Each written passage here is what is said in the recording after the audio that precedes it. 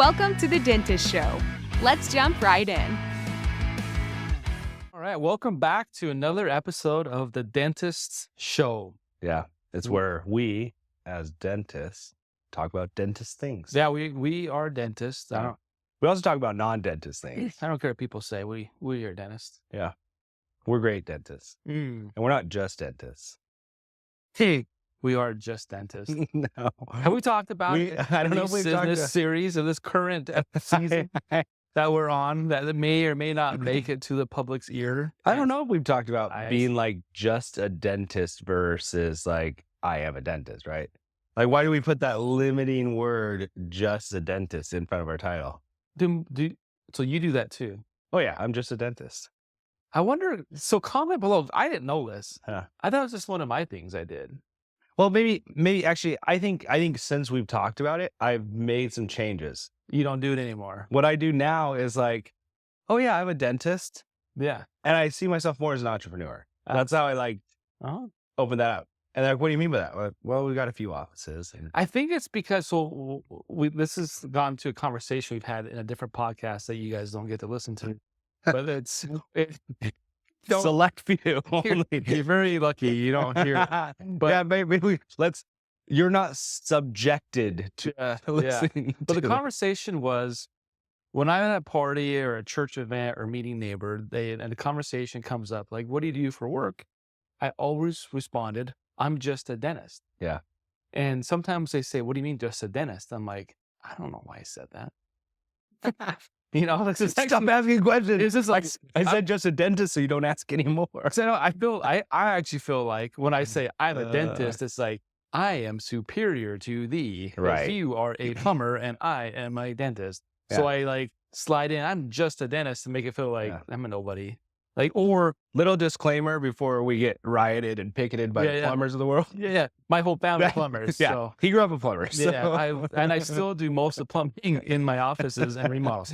But I always clarify, or it's like, or you, because they used to say too, the follow-up question was like, oh, are you a specialist? Yeah. I'm like, no, I'm just a dentist. Yeah. Just a dentist. Just a dentist that I just do general dentistry. Just a general dentist. I'm just like you. You know? I'm just a normal guy. That's such like a weird thing. And we had a conversation. You brought up that you did it.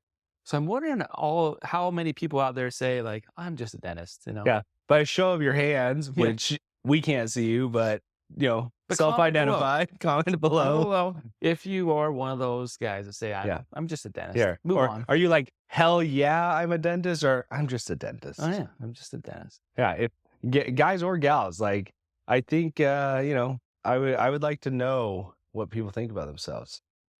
Yeah.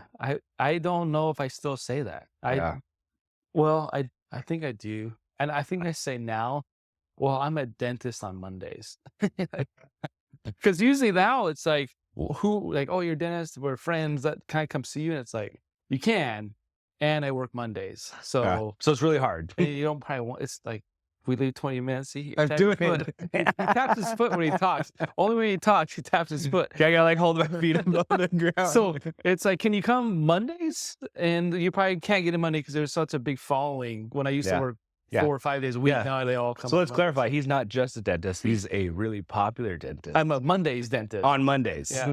So I don't know actually what I say anymore. And next time someone asks me, I'll comment below what I said. What do you say? What comes to my mind. But I think I've been more focused on saying like, I'm more than a dentist. It's like I'm not more than a dentist. I am a dentist. That's who I am. I'm a dentist. Even when I'm hanging it up and not doing dentistry anymore, I'm still a dentist. Yeah. I've been trained. In my heart, my love goes to dentists more than any other industry. Maybe those are the plumbers, but plumbers are listening, so it goes to you, dentist. Yeah. By default. By default. If plumbers was the podcast, we'd probably say plumbers. So, I'm Mrs. Janice. The backbone of America. Dentist? No, plumbers. Plumbers. At least make the poop go down. Yeah. Like, could you imagine if we didn't have plumbers? It'd be a shitty situation. There'd be a lot of diseases in the world. Yeah, there would. Be a lot less reproduction things going on. Yeah. Well, we have them. They are great. And that's my father, my brother, my uncle, my brother-in-law's cousins. Yeah. Plumbers. But anyways, and then there's the weirdo that's just a dentist. Just a dentist. Yeah. he was kicked out of the family, couldn't be a plumber. So I felt my dad. Hardest thing I've ever had to do, if I haven't told you on this podcast, is tell my dad. Actually, if you want to know a little bit more about Dr. Davis here and about what brought him into dentistry, we have a few podcasts earlier that he kind of goes through his history and what happened, and why he's a dentist, why he's just a dentist. That's why we made it here and how we are who we are, I guess. But so if you, so hopefully you say you are a dentist. You proud? Yeah. What do you think's the psychology behind being just a dentist? I think you touched on it a little bit. Is you don't want people to feel bad maybe about what they do for a living, or you don't want to seem boastful or prideful about. And I don't want a follow-up question because then they say, "Are you a specialist?" Yeah. And I say no. Yeah. They're like, "I shouldn't have asked that question because you're not smart enough to be a specialist." They're like, so I just cut it off. I'm like, I'm just a dentist. I'm nobody special, and no, I'm not a specialist. Yeah. You know, I think you're I'm just a little special, but not that special. Yeah, I'm not smart enough, obviously. Because I was smart enough, I'd be a specialist. And here I am, just a dentist. Yeah. Okay. Well, I think that's it. I don't know why everyone else does it. Yeah. So for me, I think it's all the same reasons. Yeah. And probably the biggest reason would be I don't want to come off presumptuous or self-entitled, like I'm this amazing person that went through dental school. I think when people ask the question, they're not like, when you say I'm a dentist, they're like, oh geez, you're an ass. Yeah, what a boastful asshole. No, they say, cool, man. I'm a writer. I'm an attorney. And so maybe we're just so prideful that we think we're so amazing. We're so amazing. Well, we did talk about it a little bit in a previous podcast. I think it was the one just before this about how hard it is to become a dentist. Yeah. Like the actual rigor of going through dental school. And so maybe we do come out with a little bit of I'm pretty freaking awesome. And then therefore we don't want that to come up in our everyday conversation. Yeah. They're like, I'm just a dentist. I don't want to make you feel bad. And I think it's so much comedy around dentists, what's the show where they go to Vegas and Hangover? Oh, Hangover. Yeah. They keep rattle on to that guy. He's just a dentist. This is a dentist. Or I think that shows there like that. Well, and Hollywood in general just has destroyed the humans or people's views on what a dentist is, right? Sure, you've got every single time there's a spy being tortured in any movie, there's some guy with pliers pulling out teeth, no anesthetic, right? True. And those are the guys that step on our patient's chest to take out teeth. Yeah, that's right. I haven't met one yet. Yeah, but somehow all of our patients have someone. That's the guy, though. They're the torture guys. They make for the movies. They were spying and they got caught. They call up Dr. Payne. Yeah. Comes in and says, I'm taking the tooth out. Yeah. Whether you like it on or your not. chest, no anesthetic. Yeah. Full knee in it. So now we know those patients are actually spies when they say that. There we go. Now we know. Have we talked about this where the whole angle of standing on someone's chest? So super inconvenient. When I was a new grad and a patient, I just believed everything a patient said. The last guy had to stand on my chest. I'm like, oh my gosh, that sounds awful. I've never had to stand on someone's chest. And I think I was at a meeting sometime and another doctor's like, have you even thought about it? Yeah, how do you you you sit, you straddle them? Because how else would put your foot up that high and then your foot needs to go pretty much where your hand goes. Yeah. What advantage are you getting? Can you reenact the whole situation? Let's pretend you need to lay down. Let's go over some options of how I can straddle your chest and get after it. I'd rather not. Or I don't want you to do either of those that would make more sense. I don't want you to straddle my chest and get after it. See, a dentist would say, a patient say, yeah, the dentist is straddling me, holding me down. Okay, I get that. That makes sense. Yeah. I mean, no one would do that, but at least your leverage is right. Yeah. But the other way, your leverage is completely wrong. Yeah. Yeah. So don't believe if a patient ever says that, 100% fake news. What's funny is fake news. It's funny is because sometimes I'll have just the right patient that's kind of a funny person. We're about to extract a tooth, but you can tell they're totally nervous, right? Yeah. And then we have this little tiny assistant. I've got a pretty small assistant that helps me do a lot of my surgeries.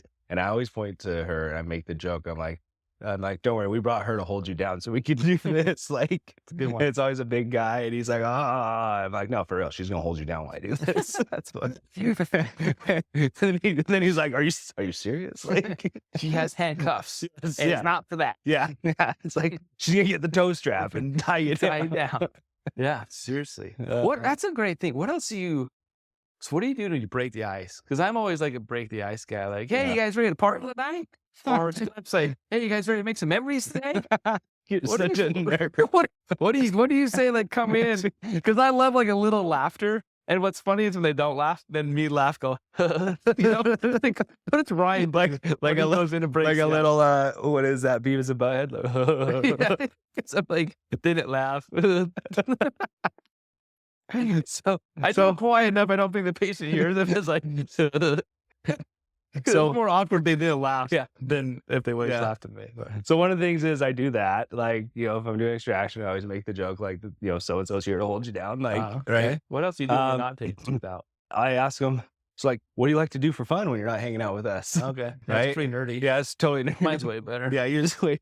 Actually, I want to go off tangent alert. Not really, but when you said let's party, Yeah. that reminded me. I had in dental school, I was doing a rotation through a community health based clinic that had this old oral surgeon, like straight up used hammer and chisel to Oh, like yeah, yeah. break bone and Mhm. stuff to get teeth out, and he was probably 80 to 86. He Uh-huh. was elderly, Yeah. but still in there every day Right. doing surgery.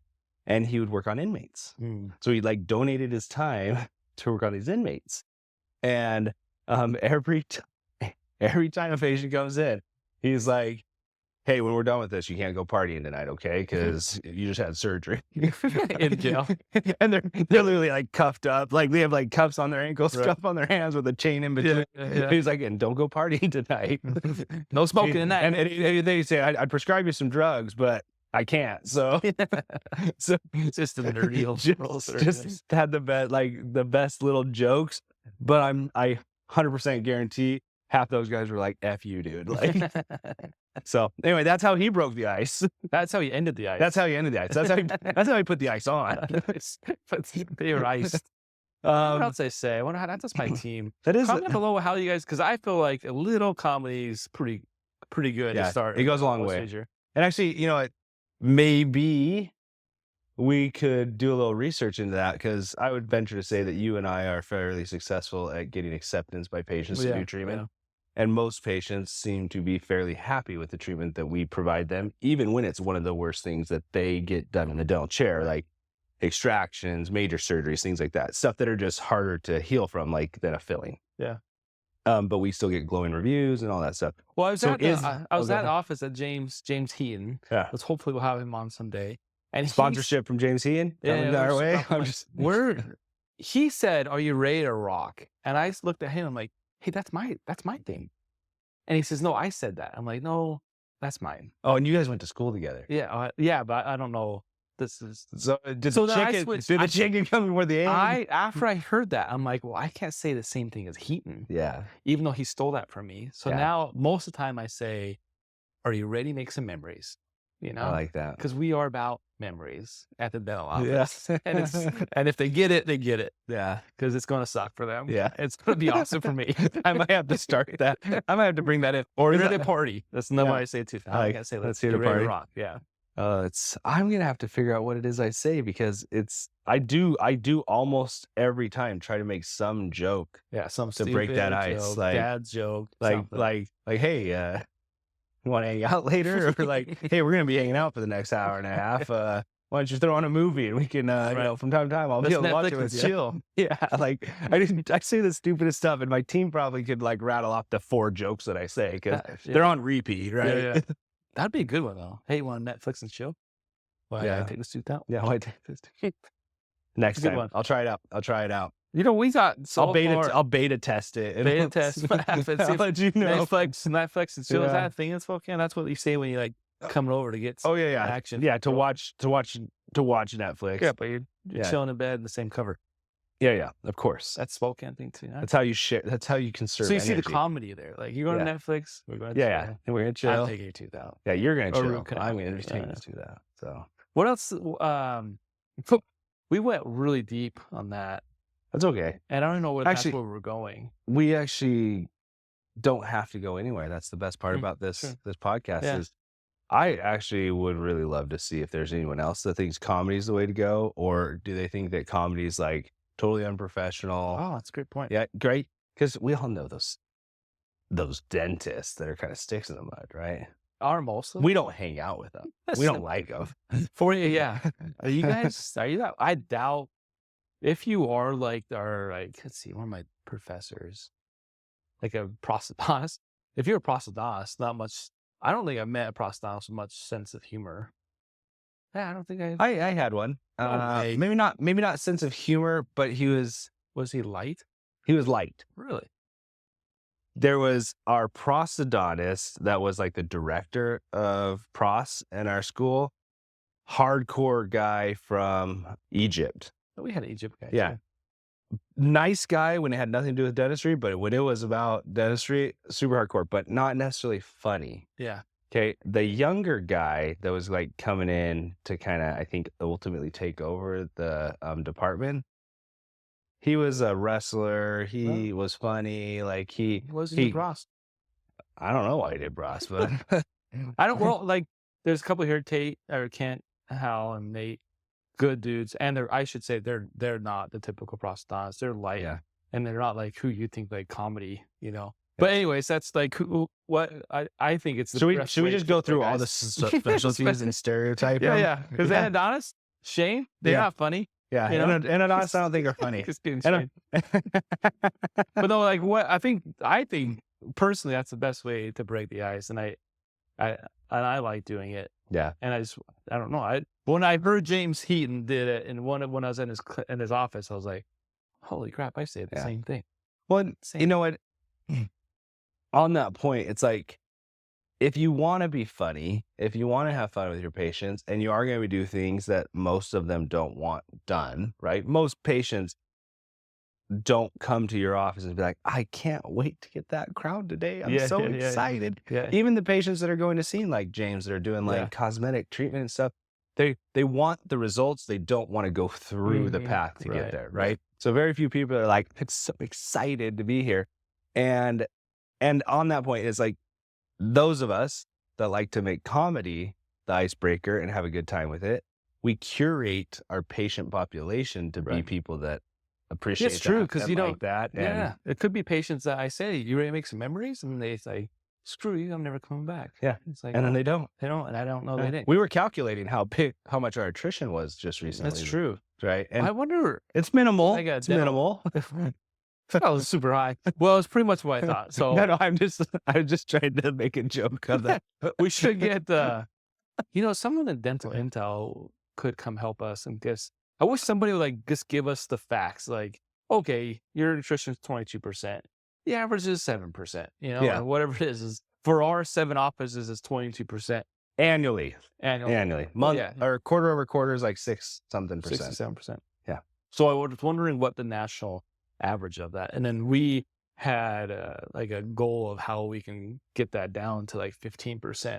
And actually, I think attrition is also healthy because you don't want to treat every patient out there. Some are really just jerks, or someone's too much for you, or don't show up to appointments, or grabbing your assistants or hygienist rear ends, or it's just you don't want all those patients. And some just move away, some pass away. You is the sexual thing.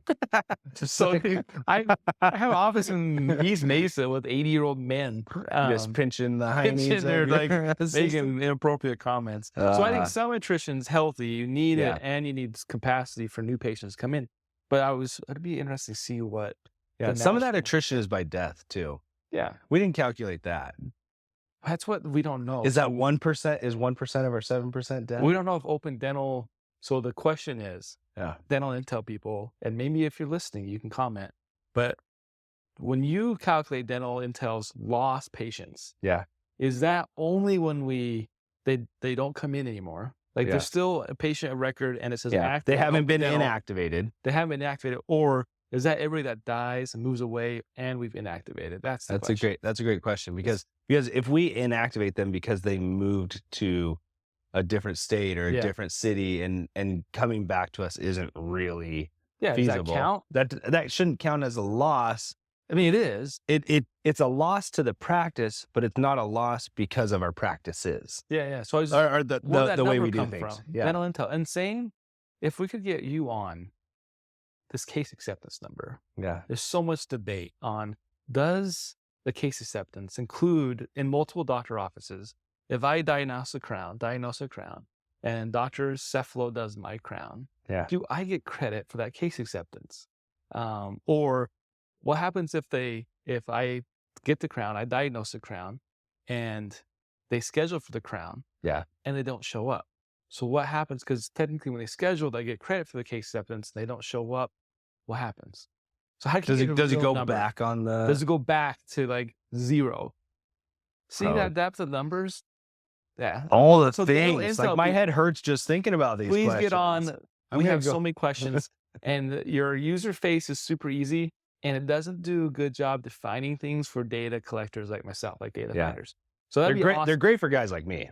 Yeah. But my dentists that have those questions, and I guess kind of like, oh yeah, it counts. All it counts. You're only at 20%. It counts. That's just saying. We've had associates and team members that are like, is that like a real number? What's that actually take into calculation? I'm like, well, it takes into calculation how much you treatment plan and how much gets done. And they're like, okay, but like, oh yeah, that counts too. I don't know. We think it counts. Yeah, we think it counts. What matters is that we just want to improve that number. But those are questions to find out. With lost patients, I have a lot of questions about how they calculate. So really, we're just interviewing Open Dental right now? Dental Intel. Open Dental to Dental Intel interface. Either way. I don't care. Dental Intel, I think, would know the questions. Yeah, they'd probably be able to answer those questions. So Dental Intel, reach out. We're all in dental. Man, this is like the third episode in a row. We would love to put Dental Intel in all of our offices. We have it in all of our offices. For free. I was gonna try to get him. It's like we're already in. We're already in. He's not. No, we already in. He's not good at this. No, we use Dental Intel for like their Modento, their numbers, for their scheduling software, and now we're switching. I think we're gonna switch their credit card services. Man, you guys are like sucking so much cash from us. Hey, if you want to, get sponsored by us, we would love 68 people that download us. Yeah. Or whatever, we take a percent off our merchant fees for that. Yeah. But that would be a great question. So whoever is the nerdy guy that's doing the numbers for Dental Intel, please comment below or say their name in the comments. So we'll find out. We'll reach out. We'll call Dental Intel and be like, hey, we got to talk to this guy. We got to talk to Bruce. His name's probably Bruce. Yeah, Bruce with the numbers. That's who we want to talk to. So if you know Bruce, reach him out. We would love to interview him. I'll pay him like $6. I'll buy him Raisin Canes. Yeah. The 4-piece, not the 3-piece. We're nice. 4-piece with coleslaw and fries and bread. Butter on both sides. So you can't do that when you order on Dash. Yeah, we'll go pick it up in person. Yeah. So if you know Bruce, reach out. We'd love to interview him. That'd be such a cool podcast where it'd be like nerd and a nerd, and we just like hash out nerd stuff, like number stuff. Dude. Be amazing. It'd be like 90%. Well, actually, most dentists are data finders, data collectors. So they would always really appreciate that. We've actually talked about this a little bit, I think, at some point, where I see it as dentists in the U.S. are comprised mainly of engineers that don't want to leave the country to be an engineer. What? Like as a joke. So it's a bad joke. Just wait. I will explain. Well, if you have to explain a joke, it's a bad joke. It's not really a joke in a sense that funny, haha, but a joke in the sense that they would be engineers, but because they have to leave the country to be an engineer, they're dentists. In the U.S., I don't get it. We have so many engineers in China. We have a lot of engineers in the U.S., and a lot of engineering is done overseas too, right? Your joke is terrible. Fine. We'll bring you up in another podcast. Just the data collectors. Yeah. But engineers in general, their mindset is very analytical. Yeah, most dentists. Yeah. And I think with the need for engineers in the U.S., although is great, You're still going on this. Yeah. Out of country, a lot of other countries are picking up the engineer services of the world because you can get it done cheaper. And that's really what it is. You can get it done cheaper. I think it's because you live in Spokane. Maybe that's it. Because we have in Chandler, like we have so many people coming from England, India, the Scandinavian countries in here to become engineers. Yeah. But like they get engineers and they come here to be like they are engineers. Okay. So does that still prove the point that some people it's harder to become an engineer because there's more people here coming from other countries being engineers too? Oh, so you're saying the crappy ones go to We trade. We put the bad engineers out of country. We bring the good ones here. You know what? That was a long bad Let's put it this way. I didn't fully flesh that out, and Chase wouldn't just let me explain it. So that was. But I think a lot of it is there's engineer-minded people that also care about patient care, and that's who your dentists are. We're engineers of the mouth. We're like, yeah, but you're not. Yeah, I'm not. You're not an engineer. That's what I'm saying. But in general, they are. I'm data finders. The data collectors. They're scientists. You don't think they're engineers of the mouth? Yeah, and they're scientists. But that's who like that. Like group, we're building bridges in people's mouths, man. Yeah, that's what group of people are. They just like they love data. So they, you know what? I quit this podcast. I'm out of here. Engineers. They're engineers, scientists, artists, amazing people. Except all of it. We're not that good. All of it. Yeah. All of it. Well, we made it. Sorry for that suffering last 3 minutes of Dr. Bush. We might have to shut this. That was bad. That was the end one. That was like, hey, well, I'm gonna go cry in the corner now because I'm not the greatest co-host, but yeah. Well, we made it though. That's episode 9. Yeah. Well, anyway, He's going to try to explain it again. No. I want to circle back. Like, how did we get to where we are now in this podcast when we started talking about being funny in the dental chair? Yeah, because they are funny. Engineers are hilarious. Like Elon Musk. Have you seen the comedian that's an engineer? And oh man, I need to be more prepared for these, but he's awesome. He's very dry humor. He also has no name. We're just going to call him Bruce. I do not know his name, but he is on my feed. So he pops up and says like, marriage is like an engineer. And like, I'm destroying it. But he's a full-on comedian. So Chase's joke also is terrible. He's got to go watch his videos. He's a comedian. By the guy we don't know his name? He's a comedian that has a PowerPoint at the club. Okay. It's pretty good. Anyways, so the dentist show is a fun time. Is it? And if you didn't like what you saw today, just skip. Go to the next one. And we can't wait to see you. If you thought it was hilarious and you have more to say about engineers in dental field. The engineers leaving the country, otherwise they'd be dentists. Yeah. No. That's not what it was. You're such a dork. It's engineer jobs in the U.S. are decreasing. Therefore, people that would want to be an engineer are becoming dentists. That's what I was going to get to. And I think that's true. I disagree. Okay, we disagree. Okay, we disagree. Here, we disagree. We disagree. Because we live in Chandler, engineers come, I guess. That's probably. Yeah. I mean, you live like next to a computer place. Yeah. Intel and all the microchip places. So anyway. Well, we made another dentist show. And go to our website, The Dentist Show, or look below. There's a link somewhere that will link you to our website. Yes. Download a free PDF about the 8 steps to grow your business and your practice and help more people and make your life easier. And then join us next time when Ryan and I suffer through bad jokes. Yeah. And this time we're just going to stay away from engineers forever. Thank you. Thanks. Thanks for listening to The Dentist Show. We hope that this episode helped you make smiles about more than teeth.